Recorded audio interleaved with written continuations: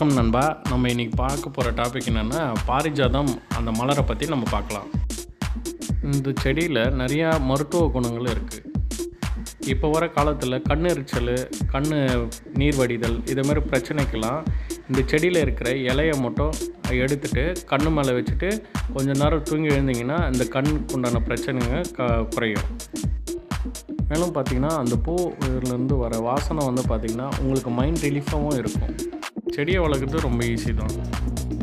இதுக்கு நீங்கள் வெறும் சாண உரமும் மண்புழு உரமும் போட்டாவே போதும், உங்களுக்கு பூக்கள் கண்டினியூவாக கிடைச்சிட்டே இருக்கும்.